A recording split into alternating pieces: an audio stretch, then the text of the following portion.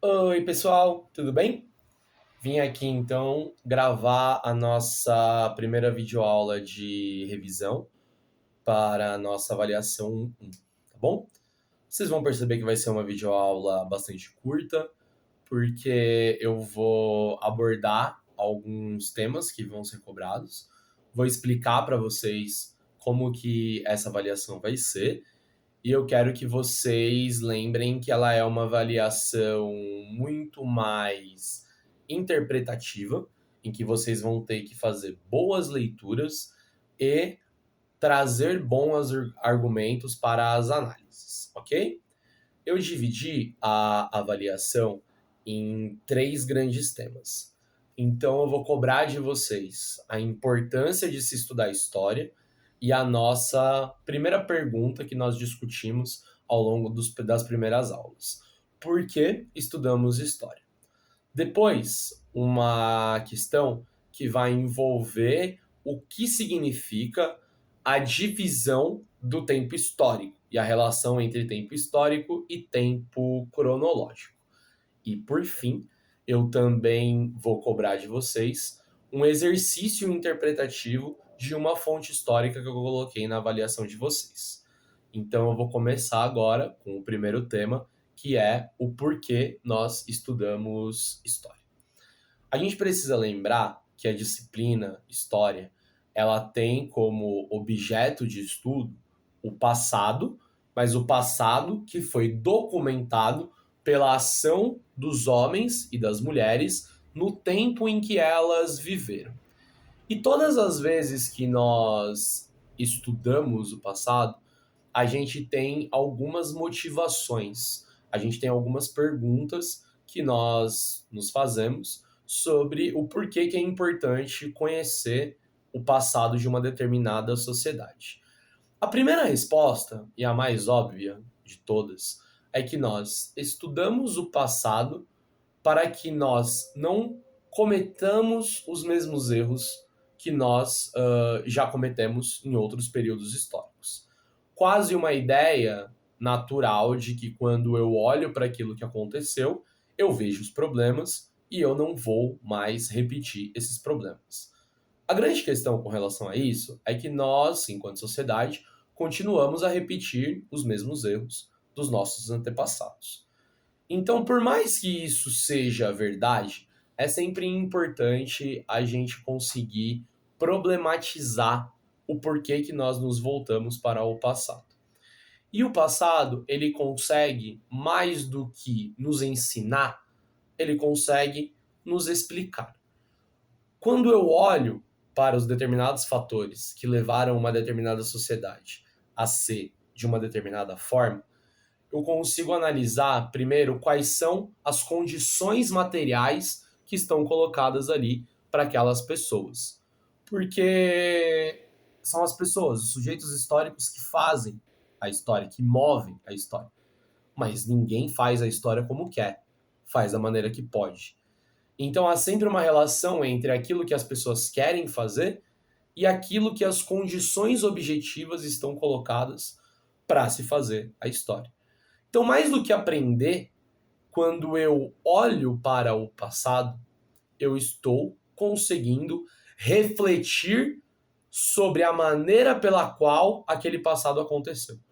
E aí sim eu consigo analisar as ações das pessoas, a conjuntura que estava colocada, o sistema que está construído, e a partir dali eu consigo então problematizar, eu consigo promover uma reflexão.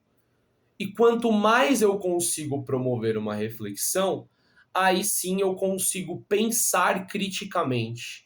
Eu consigo desenvolver uma ideia muito mais coletiva. Então, quando a gente se pergunta o porquê que nós estudamos o passado, a gente estuda o passado para poder refletir sobre o nosso presente.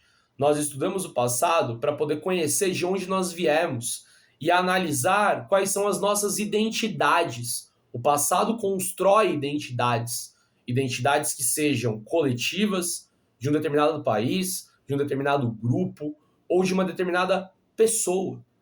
E quando eu consigo analisar a minha identidade, primeiro eu consigo viver coletivamente de maneira melhor. E mais do que viver de uma maneira melhor coletivamente, eu também consigo complexificar essa identidade. Será que essa identidade faz sentido para mim? Será que faz sentido para o meu grupo? Será que ela foi construída? Então repare, a disciplina História, ela não tem necessariamente o objetivo de ensinar. Ela tem diretamente o objetivo de fazer com que nós possamos refletir sobre a nossa vida a partir dos acontecimentos que se desenvolveram no passado e que foram resultados e que resultaram em chegar até aqui, até onde nós estamos.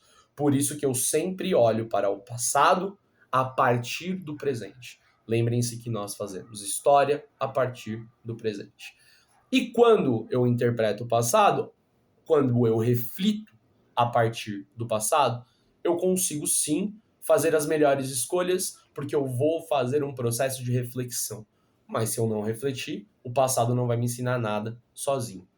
Portanto, essas são as questões que estão colocadas para o nosso primeiro tema, o porquê estudamos o passado. O nosso segundo tema é sobre o tempo. E o tempo é a base do trabalho do historiador. Porque lembrem-se que todas as vezes em que eu quero saber alguma coisa que aconteceu no passado, a pergunta que eu faço é: quando? Eu quero entender a sociedade Inca em que período? Portanto, o período, a época, o tempo, ele é fundamental na análise do historiador. Mas lembrem-se sempre que há uma diferença muito clara, como nós passamos muitas aulas discutindo, entre o tempo histórico e o tempo cronológico. O tempo cronológico é aquele em que nós vivemos, que nós marcamos de várias formas. Algumas construídas socialmente. O relógio, por exemplo, marca o passar do nosso tempo cronológico, marcando os minutos, as horas, e aí construindo num dia. A semana é composta por 7 dias e a partir daí eu construo o meu tempo cronológico. E o tempo cronológico ele é individual, ele é de cada pessoa. Ele passa para mim diferente da maneira como ele passa para vocês. E nesse momento a gente pode pensar, eu consigo marcar o tempo cronológico de maneiras definidas, como eu dei o exemplo para vocês do relógio, como a gente pode pensar com relação à marcação dos dias da semana e do ano. Mas o tempo cronológico ele é individual em cada um. Por isso que nós fizemos a linha do tempo individual de cada um de vocês. Mas para além do tempo cronológico, existe aquilo que nós chamamos de tempo histórico. E aí começam as escolhas e as generalizações. Porque se o tempo ele é individual para cada um, o que significa eu dizer que fulano viveu numa época chamada de Idade Moderna? Para aquela pessoa, não significa nada.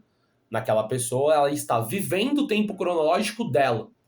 Mas eu, historiador, vocês, estudantes de história, estudantes quando estão nas aulas de história, estão pensando do presente para o passado. E a gente precisa construir minimamente uma regra para analisar o passado. E a partir de várias formas em que nós vamos entendendo as características daquela sociedade, nós podemos dizer que aquela sociedade teve um tempo em comum. E naquele tempo em comum, eu consigo então chamar um determinado período de um período histórico semelhante. Você reparou que a gente primeiro fez um exercício de entender quais são as características daquele momento. Então, o que vale para aquele momento são os eventos mais importantes que caracterizam ele.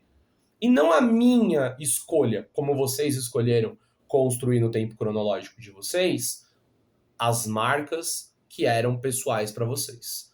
Quando nós olhamos para o tempo histórico, ele é coletivo. Ele vale para a sociedade ou para várias sociedades ao mesmo tempo.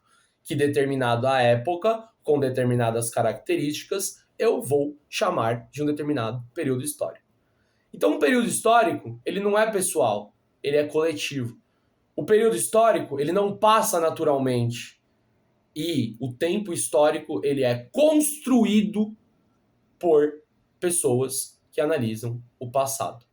E o melhor exemplo disso, pra gente, é a divisão entre a época antes de Cristo e a época depois de Cristo. Se eu paro para pensar, aqui está o meu melhor exemplo para entender a diferença do tempo histórico para o tempo cronológico. Se eu sou um soldado romano que está vivendo no ano de 30 antes de Cristo, significa dizer que eu, enquanto soldado, estou vivendo o meu tempo cronológico sem sequer imaginar que 30 anos depois iria nascer uma figura tão importante na história da humanidade que a cronologia histórica seria dividida no período anterior ao seu nascimento e no período posterior ao seu nascimento. Então não faz o menor sentido falar que um determinado soldado romano viveu em 30 antes de Cristo. Espera um pouquinho. Claro que faz. Faz pra gente, que tá agora no presente, olhando para o passado. No tempo cronológico desse soldado romano, ele está vivendo apenas a época dele, o ano dele e a vida dele. Para nós, analistas do passado, ele está vivendo em um período em que o tempo histórico convencionou chamar de o ano 30 antes de Cristo. Essa é a diferença entre tempo histórico e tempo cronológico. E agora nós chegamos no nosso último tema, que, como eu falei para vocês, é uma análise de fonte histórica.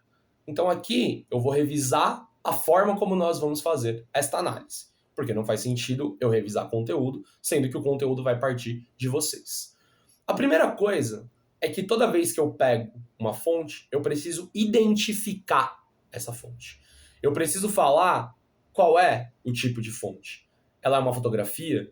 Ela é uma fonte escrita? Se ela for uma fonte como uma fotografia, por exemplo, mas se ela é uma fotografia de um prédio, ela não é mais uma fonte como uma fotografia. Ela é uma fotografia que está representando uma fonte material.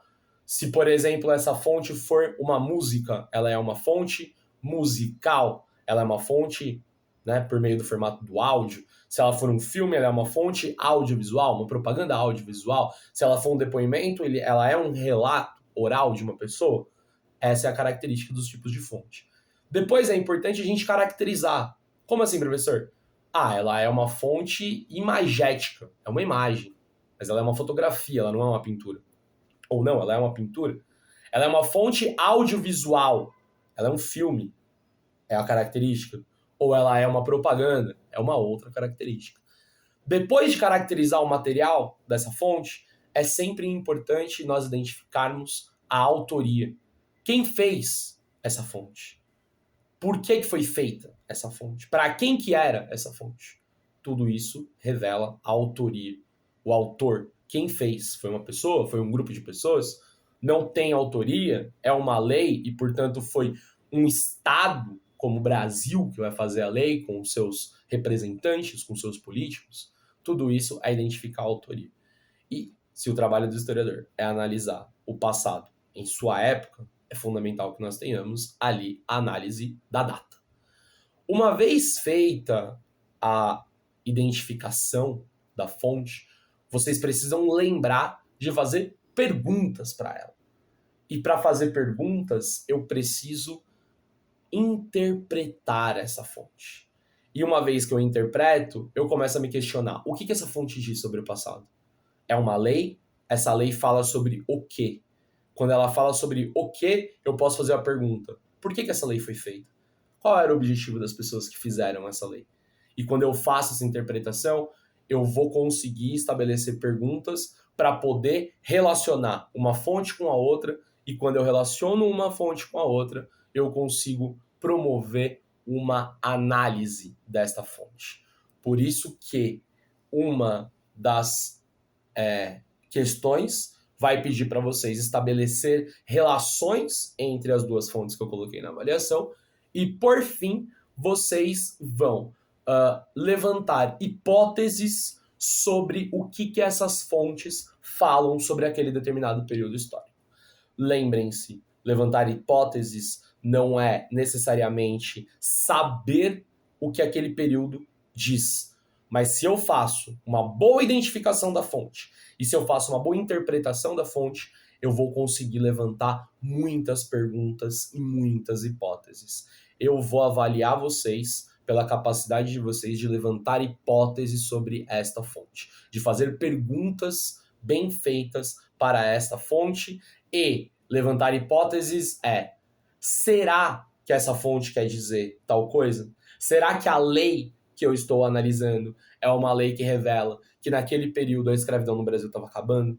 Será que esta música revela que naquele período a identidade do povo negro no Brasil estava sendo mais valorizada? Isso é levantar hipóteses. É isso que eu vou cobrar de vocês.